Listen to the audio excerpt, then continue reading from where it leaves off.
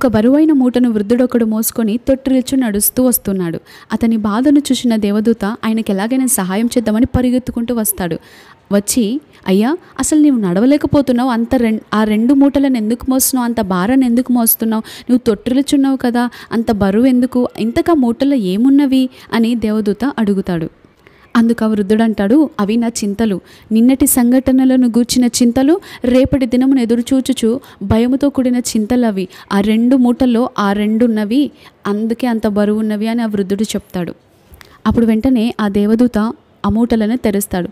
తెరిస్తే లోపల అసలు ఏమీ లేదని చెప్పి ఆ సంచులన్నింటిని, ఆ 2టిని పరవేసి, నిన్నటి దినము గతించిపోయింది, రేపటి దినం ఇంకా రాలేదు, నీకు అసలు చింతెందుకు అని ఆ వృద్ధుని గద్దించి పంపివేస్తాడు. ఇంగ్లీష్లో ఒక హాస్యాస్పదకరమైన సామెత ఉంటుంది. దాన్ని తెలుగులో ట్రాన్స్లేట్ చేస్తే ఇలా వస్తుంది: గడ్డి అయిపోతే నేనేం చేయాలి అని చింతించి పశువు ఆ కాలంలో మరణించిందంట. మనం కూడా రోజు ఇలాగే చేస్తూ ఉంటాం కదా. రోజు చింత, ప్రతిదానికి చింతపడుతూ ఉంటాం. అయిపోయిన దాని గురించి చింత, ప్రస్తుతం గురించి చింత, రేపటి గురించి చింత. అవన్నీ కూడా వ్యర్థమైనవే. మనం చింతించట వలన ఒక మూరెడు ఎత్తు కానీ ఒక మూరెడు తక్కువ కానీ చేసుకోలేము. తెలుపును నలుపుగా, నలుపును తెలుపుగా చేసుకోలేము. చింతించడం అనేది మనం చేసే స్తుతికి రెండో శత్రువు. అపవాది వేసే బాణాల్లో, మనం స్తుతించకుండా ఆపేవాడి బాణాల్లో మొదటిది శనగైతే రెండవది చింత. ఈ చింత మనల్ని స్తుతించకుండా ఆపేస్తుంది, మనల్ని ఆ రీతిగా అణిచివేస్తుంది. చింత ఎముకలని తినివేస్తుంది, ఆయుష్కాలంను కూడా తక్కువ చేస్తుంది. అంతేకాదు, స్తుతిని అణిచివేయడానికి ప్రయత్నించే ఈ చింత స్తుతిలోని శక్తికి శత్రువుగా ఉన్నది. వాక్యం సెలవిస్తుంది, ఏమి తిందుమా, ఏమి త్రాగుదుమా అని మీ ప్రాణమును గూర్చి అయినను, ఏమి ధరించుకుందుమా అని మీ దేహమును గూర్చి అయినను చింతింపకుడి. రేపటిని గూర్చి చింతింపకుడి, రేపటి దినము దాని సంగతులను గూర్చి చింతించును. ఏ నాటికీడు ఆ నాటికి చాలును.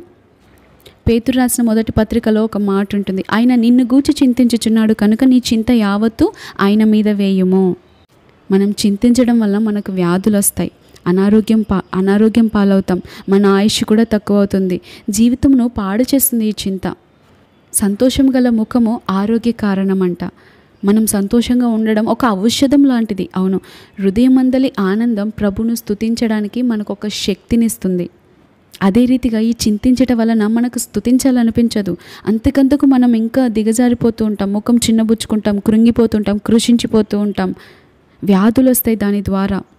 మన ముఖము కలగా ఉండదు. ఒకదాన్ని బట్టి చింతించడం అలవాటైపోతే ఇంకా ప్రతిదాన్ని బట్టి చింతపడుతూ ఉంటాం.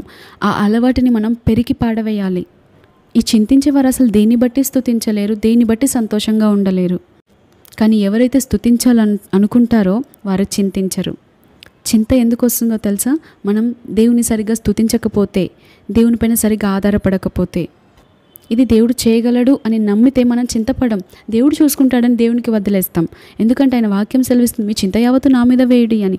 మన భారం ఆయన మీద వేసి ఆయనను స్తుతించి వదిలేస్తే దేవుడే సమస్తం జరిగిస్తాడు. మనం ఇంకా చింతపడుతున్నాము అంటే దేవుని ఇంకా సరిగ్గా నమ్మలేదని అర్థం. మనం దేవుని యందు విశ్వాసం ఉంచట్లేదని అర్థం. మన విశ్వాసాన్ని మనం అధికపరచుకోవాల్సింది ఉంది. అయితే ఈరోజు ఒకవేళ మీరు ప్రతిదానికి చింతపడిపోతున్నారా? ఈ చింత నుండి విడుదల పొందాలని ఆశపడుతున్నారా? మీ జీవితంలో ఉన్న ఈ చింత మాయమైపోవాలి అంటే దేవుని ప్రసన్నతే దానికి ఒక మెడిసిన్, దేవుని సన్నిధే దానికి ఒక మెడిసిన్. ఈ దేవుని సన్నిధి ఎలా వస్తుంది అని ఆలోచిస్తే, మనం స్తుతిస్తే, ప్రైజ్ అట్రాక్ట్స్ గాడ్స్ ప్రెజెన్స్. స్తుతి దేవుని సన్నిధిని ఆకర్షిస్తుంది. మీరు ప్రతిదానికి చింతపడిపోతున్నట్లయితే, మీరు చింతపడడానికి బదులుగా దేవుని స్తుతించి చూడండి, దానిలో కార్యం జరుగుతుంది. మీ విషయాల గురించి మీరే ఆలోచిస్తూ ఉంటే, మీరే డీల్ చేసుకోవాలనుకుంటే, మీ జ్ఞానాన్ని ఉపయోగించి దీని నుండి బయటపడాలని మీరు ఆలోచిస్తే మీకు చింతే కలుగుతుంది. మనంతటగా మనం పోరాడితే వేళ్ళ మీద లెక్క పెట్టుకోవచ్చు విజయాన్ని. కానీ మన పక్షాన దేవుడు పోరాడాలి అని మనం ఆయనని స్తుతిస్తే, మౌనంగా ఉండి నిలిచి ఉంటే, ఆయన మన పక్షాన పోరాడితే ఓటమి అనేదే ఉండదు. హల్లెలూయా. మన జ్ఞానం పైన, మన శక్తి పైన, మన బలము పైన, మన పలుకుబడి పైన, మన డబ్బు పైన, మనం చేయగలిగిన సామర్థ్యం పైన, మన తలాంతులపైన ఆధారపడితే చాలాసార్లు మన ఓటమే ఎదురవుతుంది. అందుకే మనం చింతపడతాం. అమ్మో నేను చేయగలుగుతానో లేదో, అమ్మో ఇది అవుతుందో లేదో. మన వైపు చూసుకుంటాం కాబట్టి మనకు చింత మొదలవుతుంది. ఆయన వైపు చూస్తే చింత అనేదే ఉండదు. ఈరోజు మీ జీవితంలో మీరు దేని గురించో చింతపడుతున్నారా? అయితే దాన్ని ఇప్పుడే తరిమి కొట్టండి. అది మీ జీవితంలో ఉంటే దేవుని కార్యం మీరు పొందుకోలేరు. దేవునికి ఆటంకంగా ఉంటుంది. దేవుడు తన కార్యాన్ని జరిగించడానికి మీ చింత అడ్డుగా నిలబడుతుంది. మీ చింతను మీరే తొలగించుకోవాలి. లాజరు మరణించినప్పుడు అక్కడున్న మనుషులతో దేవుడు సెలవిస్తాడు, ఆ రాతిని తొలగించండి. ఎందుకు అది దేవుడు చేయలేడా? లాజరును మరణం నుండి బయటికి తీసుకురాగలిగిన దేవుడు, అంత సామర్థ్యం ఉన్న దేవుడు, మృతులను సజీవులుగా లేపగలిగిన సామర్థ్యం కలిగిన దేవుడు, బండ నుండి నీటినిచ్చిన దేవుడు బండను తొలగించడానికి అసాధ్యమా? కాదు. ఎందుకంటే అక్కడ ఎందుకు చెప్తున్నాడంటే, మీరు చేయగలిగింది మీరు చేస్తే నేను చేయగలిగింది నేను చేస్తాను, మీ వంతు మీరు చేయండి, నా వంతు నేను చేస్తాను అని అర్థం. Every coin has 2 sides. ప్రతి కాయిన్కి 2 వైపులు ఉంటుంది. ఒక కాయిన్ని మనం చూస్తే ఒక వైపే కనబడుతుంది. అంటే మనం చేయగలిగింది మనం చేస్తే, మనము చేయలేనిది మన పక్షాన దేవుడు జరిగిస్తాడు. హల్లెలూయా. ఈరోజు చింతను మీరు తొలగించుకోవాలి. కార్యం చేయటం ఆయన పని. మన పని ఏంటి? చింతించడం కాదు, స్తుతించడం. మనల్ని చింతించడానికి దేవుడు సృజించలేదు. మనము చింతించాలి, బాధలో ఉండాలి, దుఃఖంలో ఉండాలి, అనారోగ్యంలో ఉండాలి, బాధపడుతూ ఉండాలి, ముఖం చిన్నబుచ్చుకొని ఉండాలి, కృంగుదల్లో ఉండాలి అని దేవుడు మనల్ని సృజించలేదు. మనల్ని సృజించింది ఎందుకో ఆ పని మనం చేస్తే మనం చేయలేనివి ఆయన చేస్తాడు. ఎగ్జామ్ రాయడం నీ పని, దానికి రిజల్ట్ ఇవ్వడం, దాన్ని ఏ రీతిగా రిజల్ట్ ఇవ్వాలో దేవుని పని అది. హల్లెలూయా. ఈరోజు మీ జీవితంలో కార్యం పొందుకోకుండా మిమ్మల్ని అడ్డగిస్తున్నది ఏంటో తెలుసా? మీ చింతనే. దేవుని కార్యాలకు అడ్డుబండగా నిలిచినటువంటి ఈ అడ్డుగోడను మీ స్తుతి కేక చేత పారద్రోలండి. చింతించటం అని స్తుతించడం ప్రారంభించండి. ఈ చింత నుండి మీరు జయం పొందాలని ఆశపడుతున్నట్లయితే మనం పట్టుదలతో ప్రభు పాదాల చింత చేరి కూర్చొని ఆయనను స్తుతించడం ప్రారంభించినట్లయితే కొన్ని నిమిషాల్లోనే మన చింత అంతా దూరం అయిపోతుంది.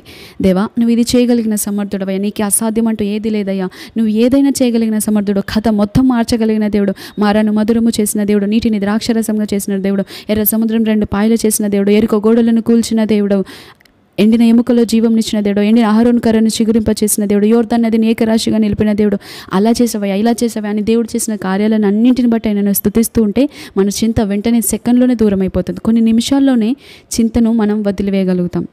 ఈ రీతిగా మనం దేవుని స్తుతిస్తూ దేవుని సంతోషపెడుతున్నట్లయితే మనం కూడా సంతోషంగా ఉండగలుగుతాం. ఎందుకంటే స్తుతి ఉన్న చోట ఆయన సన్నిధి ఉంటుంది. ఆయన సన్నిధిలో సంపూర్ణ సంతోషము కలదంట. ఆయన కుడి చేతిలో నిత్య సుఖములు కలవని కీర్తనల గ్రంథంలో ఉంటుంది. కాబట్టి ఆయనను స్తుతిస్తూ చింత యావత్తు పారవేసి ఆయన వైపు చూద్దాం. దేవుడు గొప్ప కార్యం జరిగిస్తాడు. అట్టి కృప భాగ్యం దేవుడు మనకు అనుగ్రహించి నడిపించును గాక. Amen. Thank you all. Praise the lord.